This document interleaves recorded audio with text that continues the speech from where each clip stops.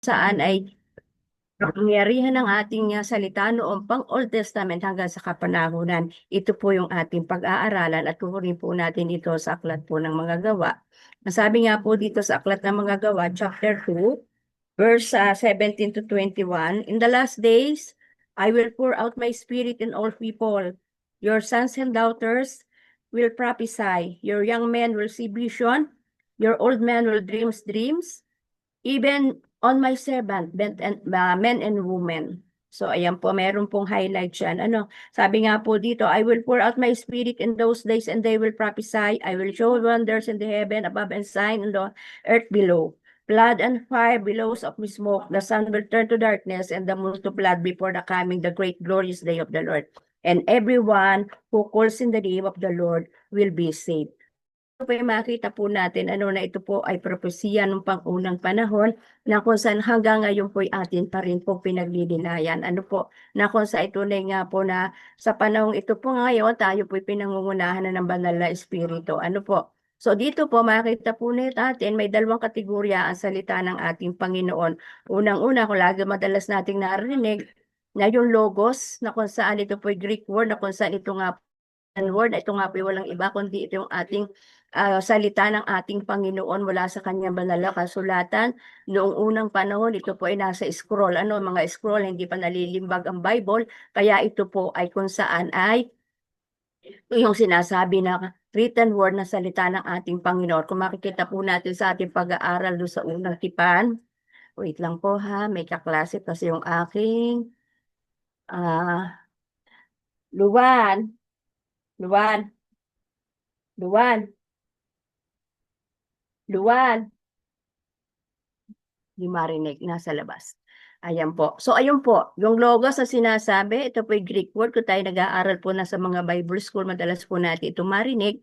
At ito nga po yung sinasabi na kung saan ay written word, na kung saan sabi ko nga po sa unang panahon, hindi pa nililimbag ang Biblia, ay ando na nga po yung logos na ito na kung saan nakasulat sa mga pirasong papel, na kung saan isinulat, na kung saan ay butit na we are blessed, na kung saan ito po ay nalimbag na sa mga iba't ibang klaseng aklat, na kung sa iba't ibang dialect. At yung rema, ito na nga po yung sinasabi na kung saan ay categories ng isang salita ng ating Panginoon. Pag sinabi rema o the bar, ito po yung the proceeding word of God. Ito po yung salita na natin ngayon pinag-aaralan. Pinagninilayan po natin na kung saan, ang ibig sabihin nga po nito ay yung naririnig natin, nababasa natin, na pagninilayan natin. At ito nga po yung sa panahong ito natin. So sabi nga po sa Matthew 4:4, Jesus answered, it is written, Man does not live on bread alone, but on every word that comes from the mouth of God. Hindi lang daw po tayo nabubuhay kung saan ay sa tinapay lamang o mga pagkain physical, kundi sa bawat salita ng ating Panginoon nagmumula sa labi mismo ng ating Diyos. So ito po yung makita po natin na kung saan ito po yung dalawang kategorya ng salita ng ating Panginoon na kung saan ay ating pong napagninilayan sa araw-araw. So dito po, the example of its application, sinabi nga po dito, ano pang halimbawa ng mga application nito, yung sabi nga po yung the preceding word should be back up with written word, di ba? Dito po yung sa mga salita, yung sa kapanahunan po natin ngayon, pag sinabing preceding, sabi nga po yung ngayon, na kung saan ay makita po natin na kung saan ay kailangan nga po natin na kung saan ay meron tayong backup na kung saan mismong sa salita ng ating Panginoon. So kagaya nga po noon sa unang tipan nung si si Zacarias at saka si Elizabeth na mag-asawa na naging magulang ni Juan Bautista, ito po yung kung saan ay makita po natin na preceding word should be backed up with the written word. Dito po sa Lucas chapter 11 verse 17. Ma'am Annalyn, okay lang po ba na pakibasa sa Tagalog? Any kind of Tagalog, atin lang po. Amen po. Okay po, po. Pakiread lang po. Yung 11 to 17 po ng Lucas chapter 1. Pero umpisahan po ninyo sa umpisa po ng 8. Sa verse 8 po nyo umpisahan para mas malinaw po nating maunawaan. Verse 8 po hanggang Opo, 17. hanggang Apo, verse 8 hanggang 17, no? Lucas 1, verse 8 hanggang 17. Amen po. Isang araw, nanunungkulan ang pangkat na kinabibilangan ni Zacarias at ginagampanan niya ang kanyang tungkulin sa harapan ng Diyos bilang isang pari. Nang sila'y magpalabunutan ayon sa kaugalian ng mga paring Hudyo, siya ang napiling magsunog ng insenso. Pumasok siya sa templo ng Panginoon sa oras ng pagsusunog ng insenso. Habang nagkakatipon naman sa labas ang mga tao at nananalangin. 11. Nagpakita sa kanya doon ang isang anghel ng Panginoon na nakatayo sa gawing kanan ng altar na sunugan ng insenso. Nasindak si Zacarias at natakot na makita niya ito. Ngunit sinabi ng anghel sa kanya, "Huwag kang matakot, Zacarias. Dininig ng Diyos ang iyong panalangin. Ang iyong asawang si Elizabeth ay magkakanak ng isang lalaki at Juan ang ipapangalan mo sa bata. Ikaw ay matutuwa at magiging maligaya. Marami ang magagalak sa kanyang pagsilang, sapagkat siya'y magiging dakila sa paningin ng Panginoon. Hindi siya dapat uminom ng alak o anumang inuming nakakalasing. Sa sinapupunan pa lamang ng kanyang ina ay mapupuspos na siya ng Espiritu Santo. Verse 16, sa pamamagitan niya ay maraming Israelita ang magbabalik loob sa kanilang Panginoong Diyos. Mauuna siya sa Panginoon na taglay ang Espiritu at kapangyarihan ni Elias upang pagkasunduin ang mga ama at ang kanilang mga anak at panumbalikin ang mga suwail sa karunungan ng mga matuwid. Sa gayon, ipaghahanda niya ng isang bayan ang Panginoon. Papuri po sa Panginoon sa pagkakasa. Amen. Praise God po, salamat.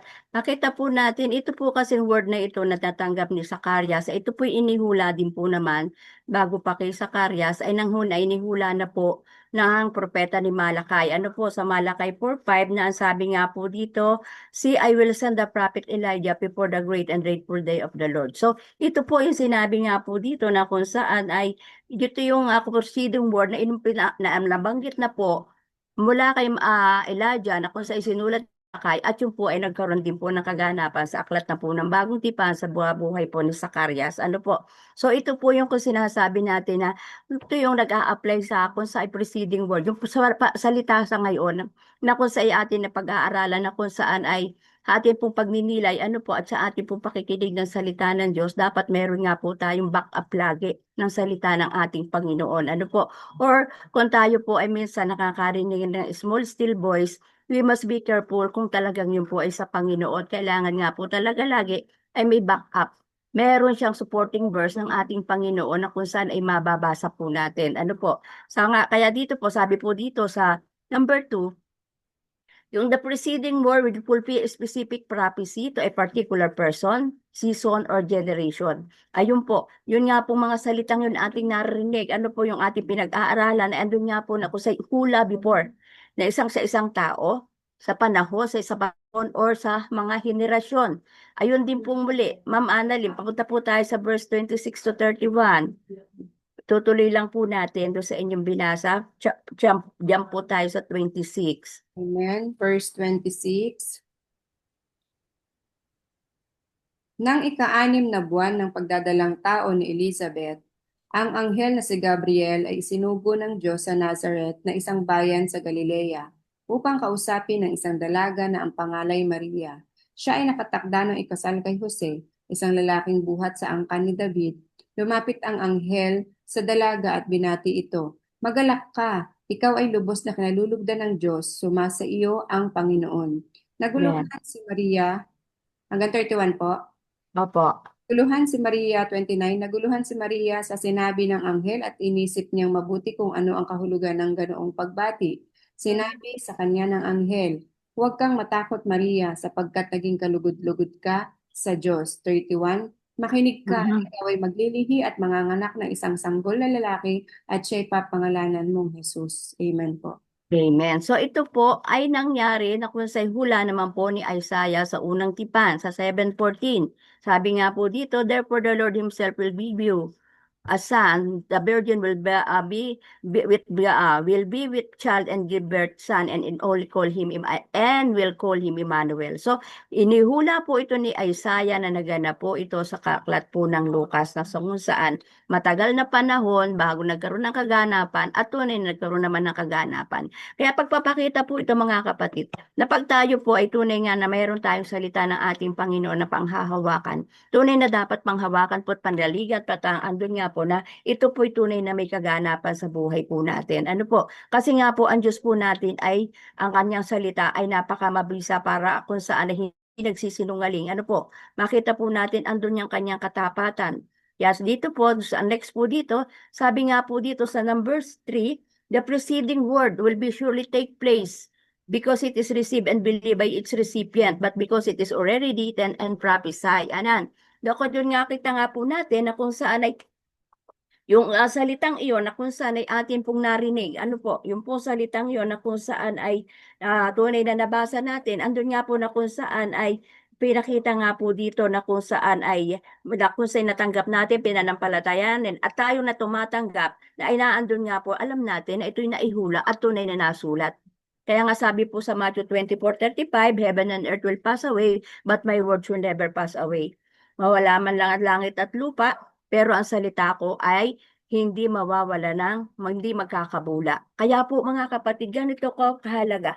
Ang salita ng ating Panginoon na ating napagninilayan sa gabi, ano po, na kung saan ito po ay isang buhay na po natin, na kung saan sa ating pag-aaral ay ito nga po yung ating lakas dahil ito po mismo ang ating salita pinag-aaralan ay tunay nga po na ito ay mula sa ating Panginoon at siya mismo ito. Sabi nga po, dito sa kung saan ay pinakikita po sa atin na kung saan sabi nga po heaven and earth will pass away. Lahat ng bagay dito sa mundo ay mawawala, pero ang salita na ni katiting na salita na ating Panginoon ay mananatili. At andun nga po na hindi mawawala. Ano po? Kaya po dapat natin panaligan at huwag pag-alinlanganan ang mga salita ng ating Panginoon na ating pong napagninilayan. Sa natin po, sa letter C, God's word for the last day. Ito na po yung sa panganahon ngayon natin, na kung saan tayo are living in the last day. Sabi nga po dito, yung number 1, is the coming of the Holy Spirit upon all people. At tayo po yun, ito yung nakaselyo sa atin. Once na tayo tumanggap sa ating Panginoon, alam na po natin yun, sa ating Panginoong Jesus bilang Panginoon, tagapagligtas niya, ay andun nga po na empower na tayo, na andun ito yung Holy Spirit sa bawat isa sa atin. At yun lamang po ay mag-grieve pag lang po tayo, nalulungkot po siya pag tayo gumagawa ng hindi na kung saan ay tama. Sabi nga po dito, we are living in the dispensation of the Holy Spirit. Tayo namumuhay na sa pangyarihan ng Banal na Espiritu, and the Holy Spirit in the Old Testament day is working only to selected and few. But today, He is working to those who are being rich of the gospel. Di ba ito yung grace natin? Ang Holy Spirit na kung saan sabi nga po, ang Banal na Espiritu ay selected lamang ang siya nangungusap. Hindi lahat. Pero tayo mananampalataya sa araw panahong ito ay tayo na kung saan ay nakakapakanig ng mabuting balita ng ating Panginoong Hesus ay tayo po'y kasama na dito. Ano po, makita po natin. Sa aklat po naman, Annalyn, ng 7, chapter 16 ng John, please. 7 to 11. John 16, 7 to 11. Yes po. Amen po. Subalit sinasabi ko sa inyo ang katotohanan, ang pag-alis ko'y sa ikabubuti ninyo, sapagkat hindi paparito sa inyo ang patnubay kung hindi ako aalis. Ngunit pag-alis ko, isusugo ko siya sa inyo. Pagdating niya ay kanyang patutunayan na mali ang mga taga-sanlibutan tungkol sa kasalanan, tungkol sa katuwiran at tungkol sa paghatol ng Diyos. Patutunayan niya ang tungkol sa kanilang kasalanan sapagkat hindi sila naniwala sa akin.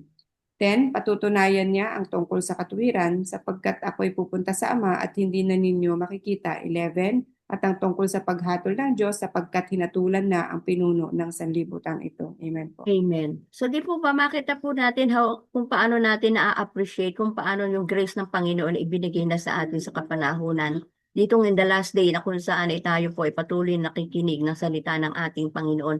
Yung banal na Espiritu, sabi nga po, the coming of the Holy Spirit upon all people. At kasama tayo doon. Ikaw at ako ay kasama dito na kung saan ay binigyan ng Panginoon na kung saan ang banal na Espiritu ay nakaselyo sa atin. At yun po yung pangako niya, di po baga, hindi niya tayo iiwang nag-iisa. Ibigyan na tayo ng katuwang, katulong, guro. At yun nga po ang banal na Espiritu. Bakit po tayo nagkukumit sa gawain ito? Bakit tayo, kumbaga andun yung passion natin na tayo ay dumalo sa mga ganitong gawain?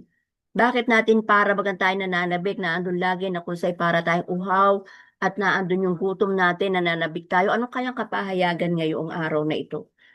Kasi nga po, meron na tayong banal na espiritu na kung saan ay nakaselyo sa atin na yung pangako ng ating Panginoon ay talagang naandito na pong iniwan sa atin, di ba? Ito po yung written word na iniwan ng ating Panginoong Yesus at ito'y tunay na sinalata ng ating Panginoon, kanya ay nabubuhay pa at sa panahon natin ngayon ay ating natatamasa. Ito po yung kahalagahan kung bakit tayo naglililay ng salita ng ating Panginoon. Ano po? Number two, sabi nga po dito, the believers will prophesy, dream dreams, and will see vision. Some of us, sa nararanasan na po natin yung ganon. Meron po na tayo nakakakita, nagpa-prophesy, meron na po tayong namimit, nakakapanaginip, nakakakita ng mga pangitain. At yun po, pag tayo ay puspos ng banal na espiritu, mismo ng banal na espiritu ang siyang magpapakita at magsasabi, anak, ganito yan. Kasi minsan meron tayong nakikita na hindi natin maunawaan. Meron tayong kung saan ay sa pagbabasa natin hindi po natin makuha kung ano pa ibig sabihin nun. Pero as we go along, papakita ng ating Panginoon. Kaya nga sabi dito, ah sabi nga po dito ng ating believers in these last days will participate in kingdom building by using their spiritual gift. Ano? Di ba? Ayan nga po yung sinasabi na kung sa tayo yon na sa huling panahon ay makikiisa na pagsakaharian ng ating Panginoon upang yung makakaloob natin na ibinigay sa atin ng ating Panginoon na hindi natin gagamitin sa pansarili, kundi para sa ikaluwalhatian ng ating Panginoon. Like take for example, binigyan ka ng Panginoon ng mabuting magandang tinig. Di ba? Yung iba kasing mga taong hindi Kristiyano, ang mga tinig nila, ginagamit nila sa mundo.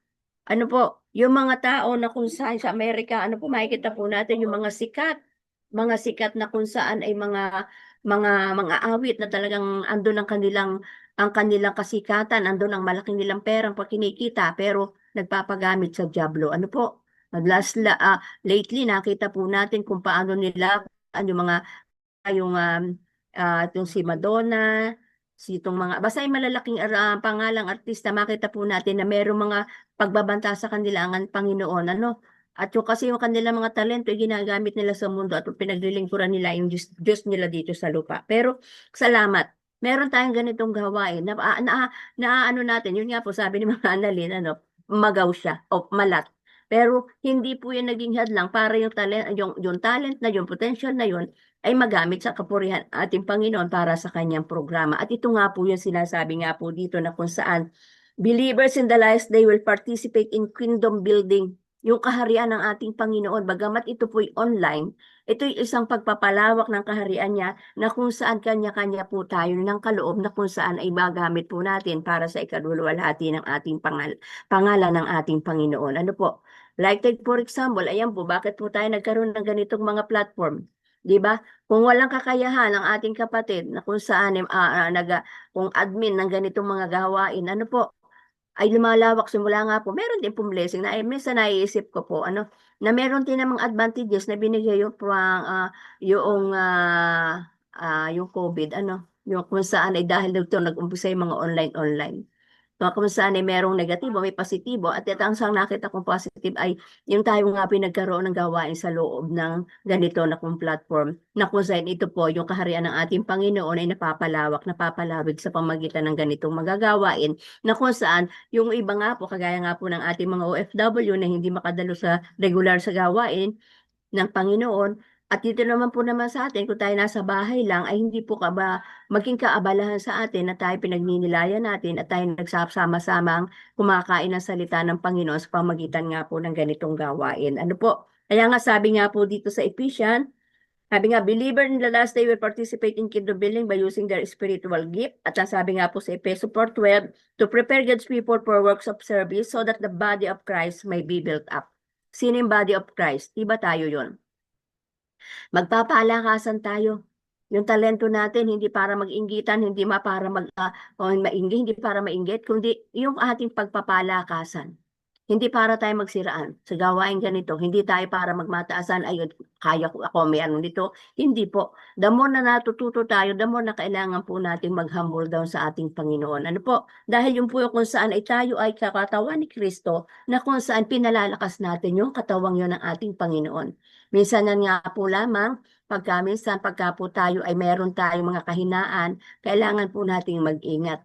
Kasi po, alam ng dyablo, alalahanin po natin, ang dyablo ay maalam din sa mga salita. Memorize din niya, marami din siyang memorize sa salita ng ating Panginoon. At yun nga po yung ginamit niya nung tuksin natin Panginoong Jesus, nung siya po ay mag-fasting, mag-ayuno ng 40 days and 40 nights. Ano po, kaya po salita, bawat salita po ang naging pagtuano nila ng ating Panginoong Jesus. Pero ang sabi nga ng ating Panginoon, it is written, nasusulat. Di ba? Sabi nga po na kung saan ay wag kung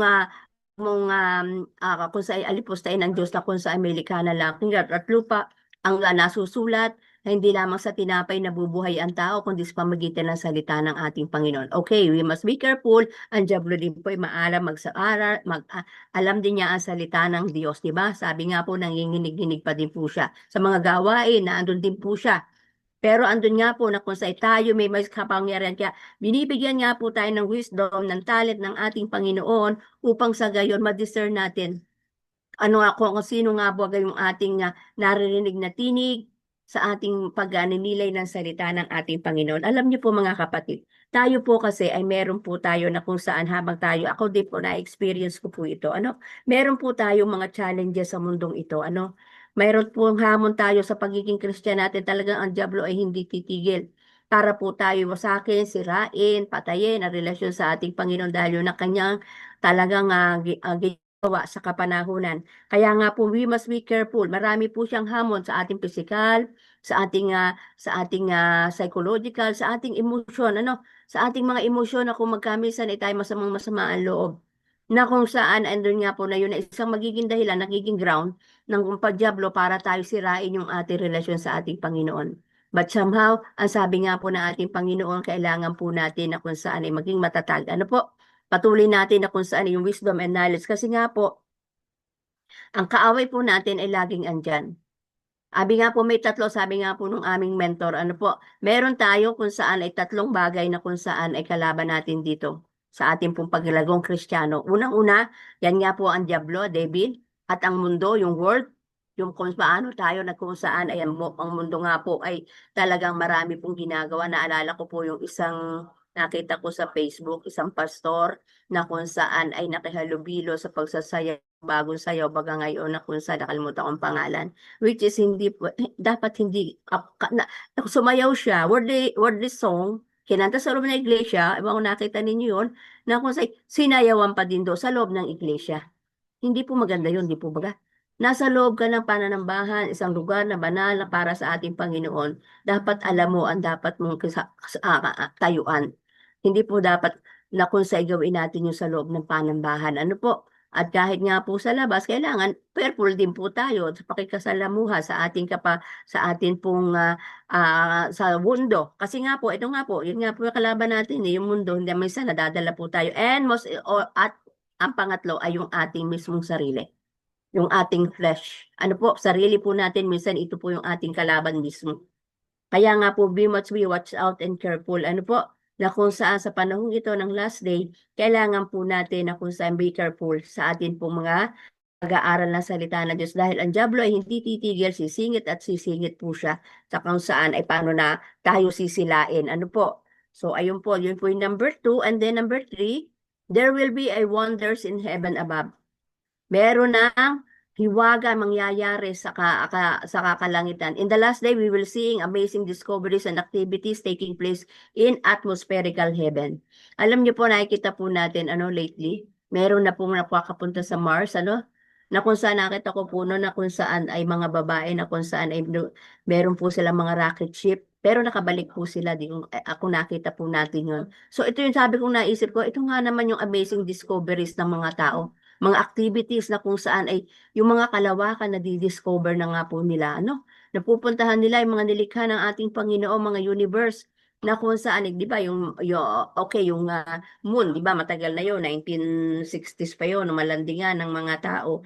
Yun, yung Mars, at meron nga po, sabi nga po, ay naghahanda na kung saan yung mayayaman ay doon natitira, na kung saan ay naghahanda sila, na kung saan doon sila maninirahan. So ito, nakikita yung kahawagaan ng kalawakan ay talagang makikita po natin na talaga ang mga tao ay naando na kung saan dinidiscover na po nila. Ano po?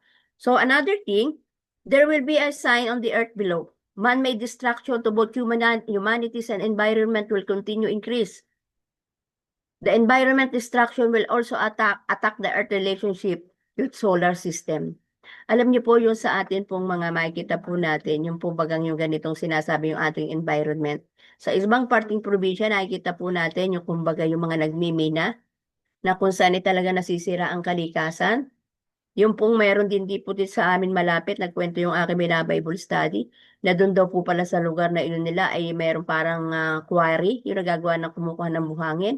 At dahil ang mga tao po ay doon sa kadala ng kahirapan, ay talagang sila po'y sumisisid sa kailamat dahil doon sa kailaliman nung parang ilog na yon ay malalim na daw po at halos puno na ng kataasan ng puno yung pagitan na pwede na kung yung kanila sinisisid at pwedeng sa isang iglap ay sila po'y matabunan dahil nga po sa kanilang sigurong kawalan ay andun nga po nasisira yung ating yung environment. At doon po nila kinukuha yung mga matpinong buhangin para sa kanilang pang-araw-araw na pamumuhay.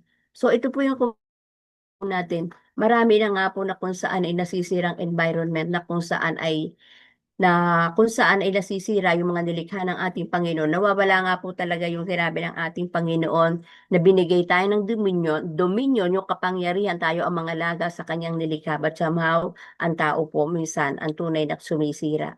Ngayon pong balitang ito, ngayong galang gabi, na kung saan doon sa parting Marikina may nadisco po doon na kung saan ay napakalaking resort na kung pinagtayuan ay maraming puno na kung saan ay inalis. Ngayon lang nadiskubre pero naka-establish na. Ang lawak ng resort pero yun daw po pinagtayuan yun ay na ang daming puno na kung saan ay tunay na nakita nila kung paano ito inalis. Kaya nga po minsan siguro sa mga parting Marikina ay andun nga po na laging bumabaha.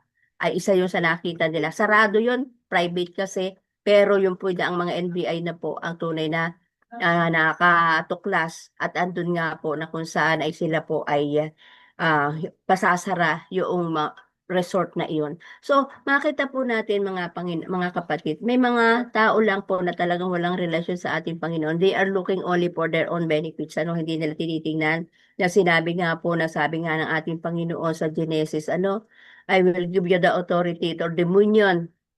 Kayo po ay tayo yung mag-aangalaga sa mga nilikha niya kasi somehow ang tao rin po ang sumisira.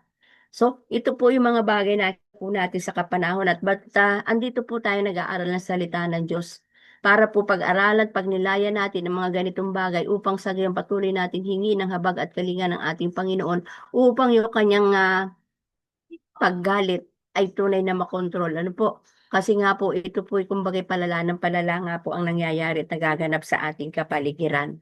Okay, number 5, people will learn that salvation will only be found in Christ Jesus, Jesus Christ alone. Ano po, at sa Acts 2:21, and everyone who calls in the name of the Lord will be saved. At alam na po natin to, we are isa sa mapinagpala ng ating Panginoon. Tayo kung saan ngayon na kung saan ay alam natin na yung kaligtasan natin ay alam natin na sa ating Panginoong Hesus lang natin matatagpuan. Pero yun nga po mga kapatid, yung kaligtasang iyon ay dapat nating i-work out. Gaya po itong ginagawa nating ito, hindi po basta ikaw po ay tumanggap na sa Panginoon ay ligtas ka na. Kailangan i-workout mo yan. Ginagawa mo yung atas ng ating Panginoon. Sinusunod mo yung kanyang mga alituntunin. Hindi basta tayo kaya kung saan ay tumanggap na sa Panginoon, pwede ka nang gumawa ng mga bagay na kamunduhan. Hindi po tama yun. Dapat po na kung saan, workout po natin, pinagpapatuloy natin yung iniwan ng ating Panginoong Hesus na kung saan ay atas sa atin na patuloy na itutuloy natin yung kanyang naiwan. Ibinigay sa 12 alagad yung salita ng ating Panginoon. Okay, naging 11. At mula sa kanila ay dumaloy at sa mga salin-salin at salamat tayo napabilang. Kaya nga po, yung kaligtasang yon ay alam natin na dahil sa pangalan ng ating Panginoong Hesus, natanggap po natin yon. But ang dapat po nating magawa, mga kapatid, ay patuloy na gampanan natin yung mga tungkuling iniaatas po sa atin ng ating Panginoon. Ano po, dahil meron nga po tayong salvation. Sabi nga po din po sa Acts 4:12, salvation is found no one else, for there is no other name under given into men with which we must be saved. Walang iba sa ating Panginoong Hesus. Salvation is found in no one else, for there is no other name under heaven given to men by which we must save. Ito po sa Acts 4:12 na kung saan walang iba kundi ating Panginoong Hesus. At kung paano natin tinanggap yung kaligtasan yon, mga kapatid, dapat po natin na kung saan ay maisabuhay ng tama, wasto, at sinusunod natin ang atas ng ating Panginoon. Ano po? Another thing, sa letter D, God's word in our season and for our generation. Ito po yung salita ng ating Panginoon sa panahon ngayon at sa mga susunod na henerasyon. Sabi nga po ng ating Panginoon kay Pedro, sa Matthew 16:18, I tell you that you are Peter, and on this rock I will build my church, and the gates of Hades will not overcome it. So dito makita po natin, I will build my church. Tayo po yon, na kung saan ay nabuo mula po kay Pedro, sinabihan ng ating Panginoon sa kanyang alagad na si Pedro. Ang ngayon po, kay Apostol Pablo, ay ngayon po dumaloy na sa atin, I will build my church. Tayo po yung iglesyang yun sa kapanahunan. Iglesyang natayo sa pamagitan ng online. At sabi nga po, and the gates of heaven will not overcome it. Ano po? Wala pong makakasira ng kung saan kung anong ibinumpisahan sa atin ng ating Panginoon. Sabi din nga po dito sa Acts, na isulat ko baga. Ayan, wala. Okay, Ma'am Annalyn, pabasa nga po ng Acts, Aklat ng mga Gawa, chapter 15, 16 to 18. Magawa po. 15 po. Yes po. Aklat ng mga Gawa, chapter 15, verse 16 to 18. 10 to 18. Hindi ko lang po na. Amen. Pagkatapos nito ay babalik ako at muli kong itatayo ang bumagsak na kaharian ni David. Muli ko itong ibabangon mula sa kanyang pagkaguho upang ang Panginoon ay hanapin ng iba pang mga tao ng lahat ng mga hintil na tinawag ko upang maging akin. 18, ganun ang sinabi ng Panginoon na nagpahayag ng mga bagay na ito mula pa noong una. Amen po. Okay. So tayo po yun.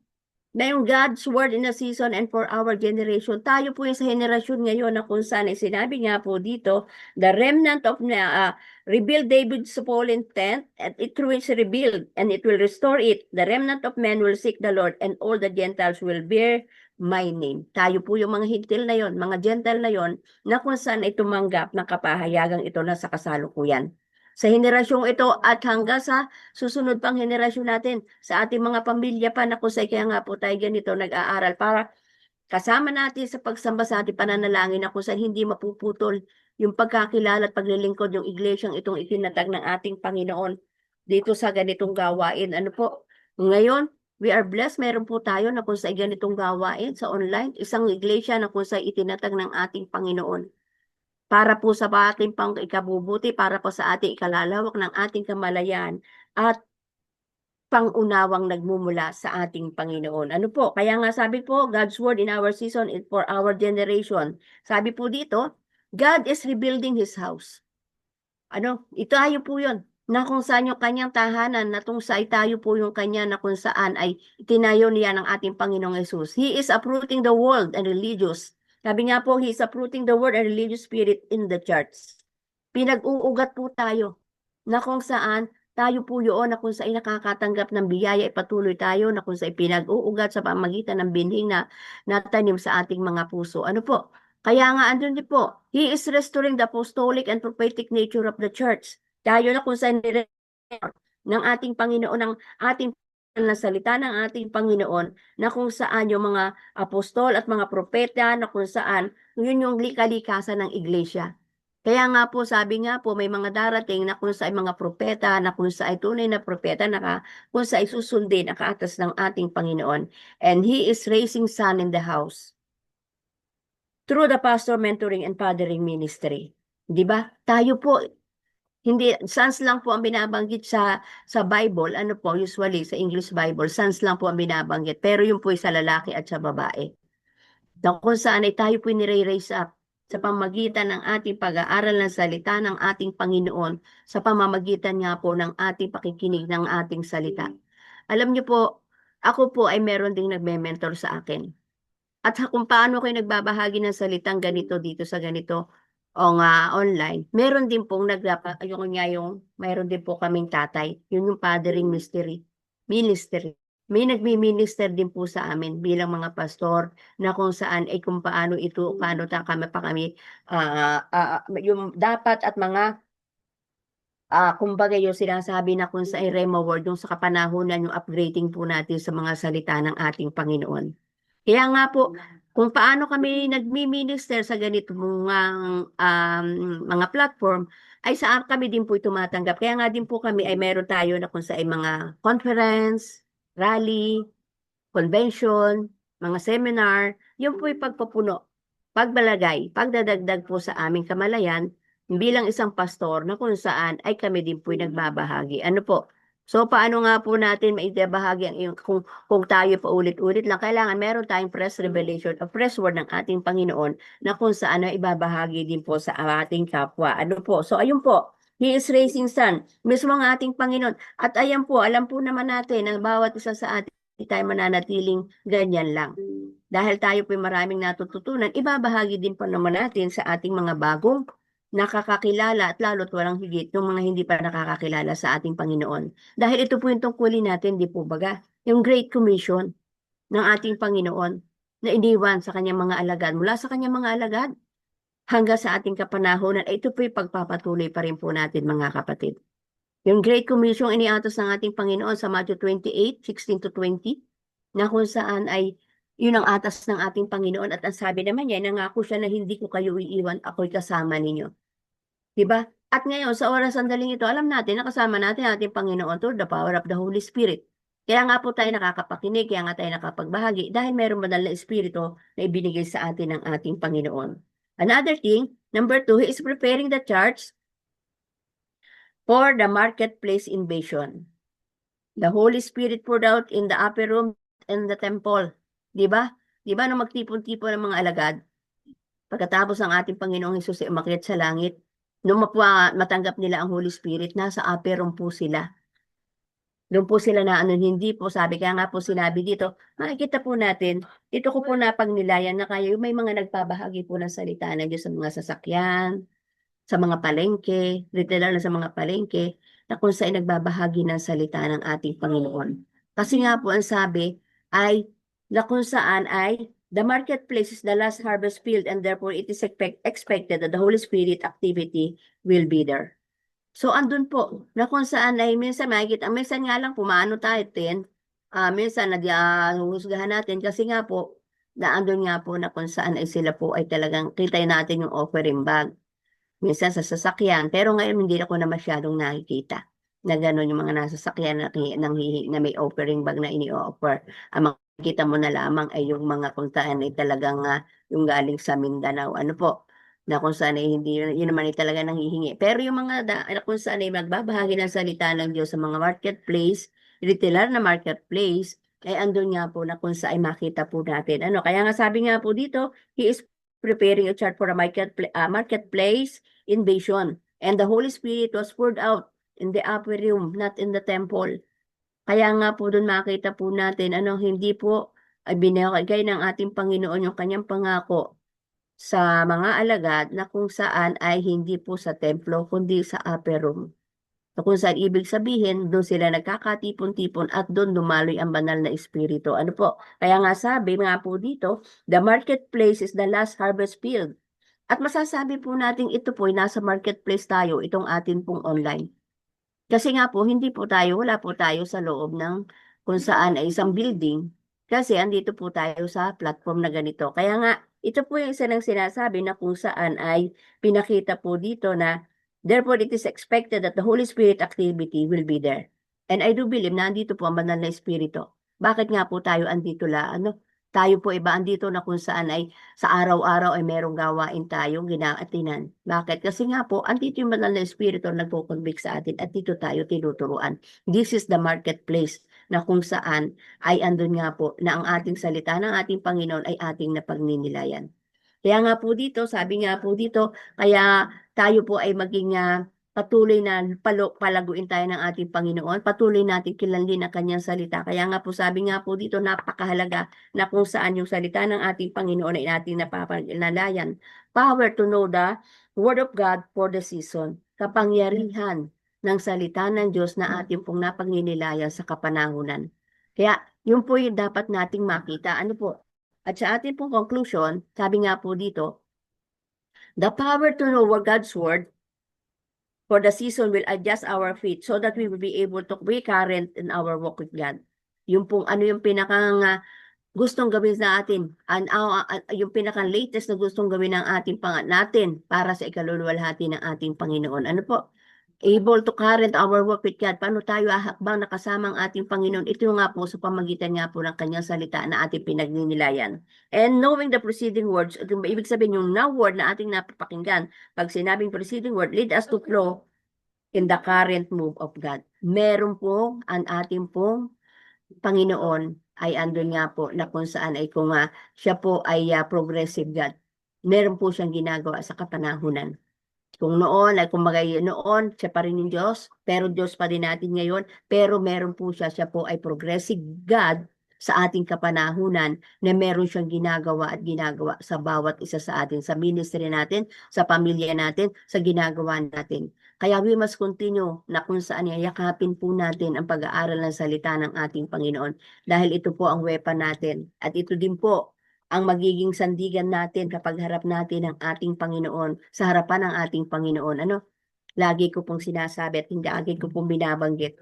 May ang aking life verse ko din po, sinabi ni Haring Solomon. Ito lang ang aking masasabi. Nasabi nga po, sundin ang mga utos ng Diyos. At ito yung tungkulin natin bilang isang tao. Mabuti man o hindi, hayag man o lihim, ipagsusulit natin sa ating Panginoon. Kaya gumawa na po tayo na kung sa isa pagsusulit nating Panginoon, mapapangiti natin siya nakalahad ng mga kamay, welcome my good servant. Bakit? Kasi niyakap natin, sinunod ang kanyang atas ng kanyang salita. Purihin po ang ating Panginoon, tayo manalangin. Heavenly Father, merciful God, thank you for your words that you are imparted for tonight, Panginoon. Maraming salamat po, O Diyos. Ikaw ang buhay na Diyos na sumasa amin na ang pinaglilingkuran. And we thank you, Father God, sa lahat ng ito. Salamat sa iyong kabutihan. Salamat sa iyong pag-ibig. Salamat sa iyong pagmamahal. Salamat sa kapangyarihan ng iyong mga salita na sumasa amin. Patuloy nga po, O Diyos, na kami iyong palaguin, palawakin, at patuloy na maunawaan namin ang iyong mga salita na ito'y magiging santigan namin pagdating ng panahon. At ito po, O Diyos, ang patuloy na kung saan ay magiging kalakas at kapangyarihan, O God, na kung saan na muna sumasa amin, Panginoon. As we surrender our lives unto you, Panginoon, O God, gawin mo nga po, Panginoon, na kung saan yung buhay po namin ay patuloy na kakangkla sa iyo, Panginoon. Salamat po, Panginoon. Ikaw po ang aming pinupurit, dinadakila, O Diyos, sa ngalan po na Panginoong Hesus. Sa akin pong last word, sa atin po ngayon, sabi nga po dito, when Christians are ignorant and complacent in the Word of God, they are giving hope for the devil. Kaya nga po, yakapin po natin ang salita ng Diyos upang hindi po makapangyari ang diablo sa bawat isa sa atin. Ayan po. God bless everyone. Shalom.